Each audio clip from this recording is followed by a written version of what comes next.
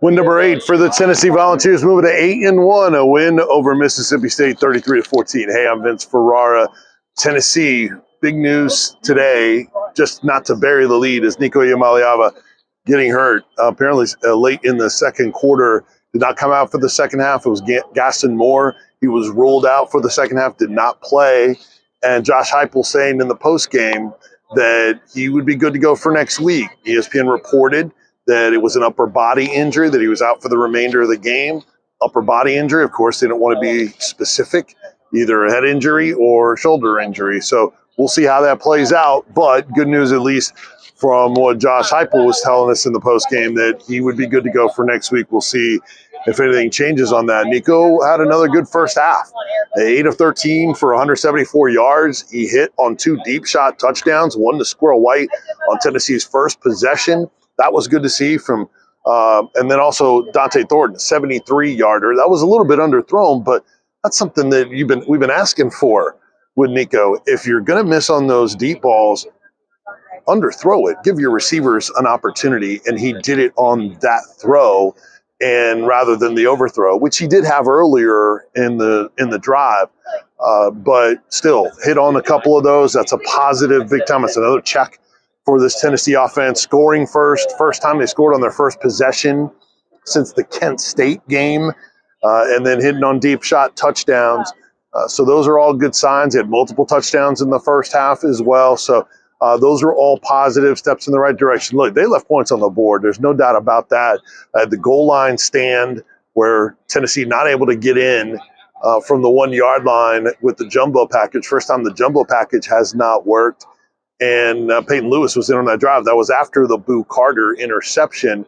So the ball started at the +9, and they weren't able to get in going for it there. Now, certainly fair to ask, one, why wasn't Dylan Sampson in on that drive? It was right after he had fumbled the previous possession, which is his 3rd straight game with a fumble, by the way. Even though he had 2 hands on the football, that one, his helmet in the exact right spot. He was really frustrated with that.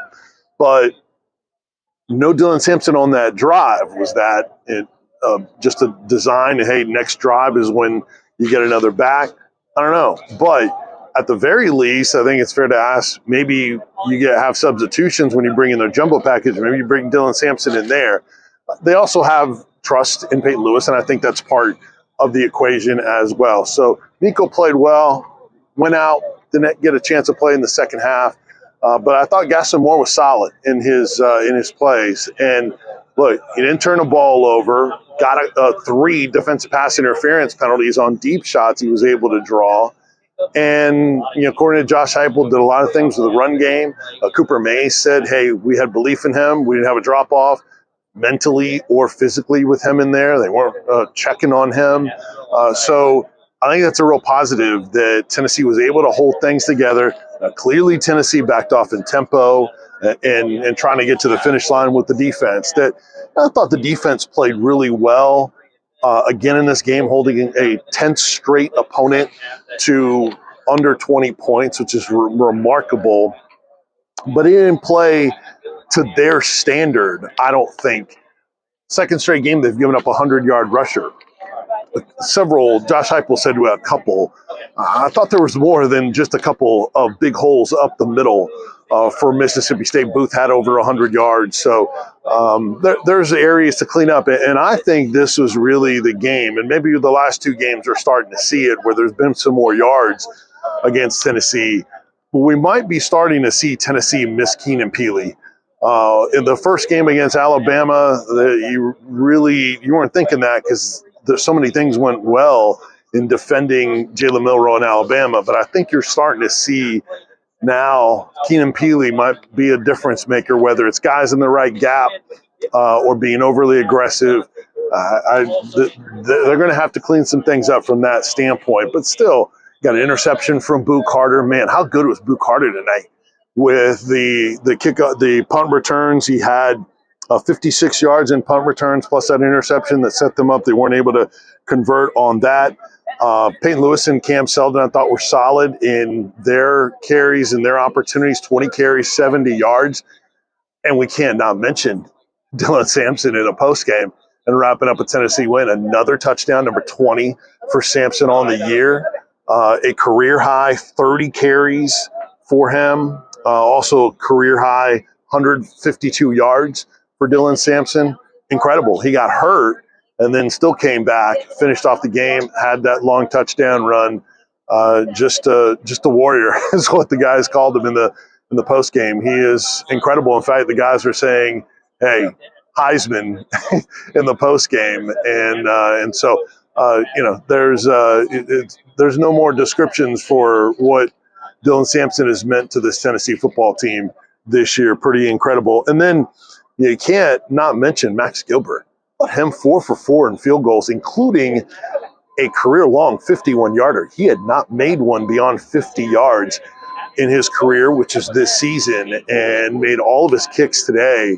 And that's huge because you just don't know when you're going to need another clutch kick. And Josh Heupel thought that was so awesome what he was able to do tonight and hitting on all his field goals. I mean, it was obviously really, really rough, but getting him on track is definitely a positive. So a lot of good things from Tennessee and getting it done, with the W, which is important considering what is next for this Tennessee football team. And that's now the Georgia Bulldogs, who lost at Ole Miss today, 28-10. So I know for a lot of Vols fans I talked to coming in to Neyland Stadium today, they're like, man, that sucks about Georgia losing.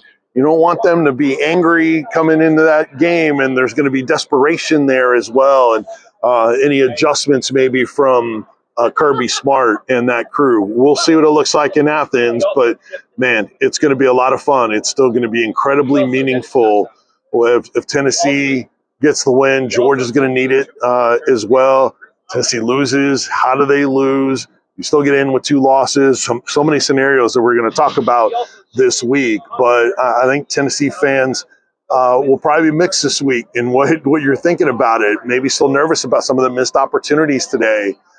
Maybe the status of Nico calls into question maybe, or adds some question to what Tennessee looks like potentially, or what your confidence level is in them next week. And then obviously for others, you're going to feel great about Tennessee, not only because you're seeing the offense start to get going in the first half, but then also what you saw from Georgia and looking vulnerable. They don't look like they have the weapons, the speed, the dynamic players on offense. And then their offensive line had a rough time against Ole Miss's defensive front. Tennessee has a great defense and a great front as well. So we're going to break it down all week long, including on Sports Talk with myself, Vince Ferrara, and John Wilkerson, 6 to 9 a.m. And then, of course, the Eric Gaines Show from 9 to 12 with Brian Rice. And then Josh and Swain from noon until 3. And then Tyler and Will from 3 until 7. Don't forget Jimmy Himes, Tim Irwin on Sunday Sports Sound Off from 8 to 10 a.m. They'll take all your phone calls and break it all down for you as well, and then we'll do it all throughout next week and get you ready for Tennessee and Georgia. Don't forget, everything is podcast. Wherever you get your podcast, subscribe to either the individual shows or the WNML all audio main channel, and you get to everything we put out as a station, or just go to our website, 991thesportsanimal.com. All those podcasts are there by hour and by interviews as well. That'll do it from Neyland Stadium. Tennessee defeats Mississippi State 33-14. Thanks so much for watching us. You can follow me on all the socials at Vince Sports. Appreciate you. We'll talk to you soon here on 99.1 The Sports Animal. See ya.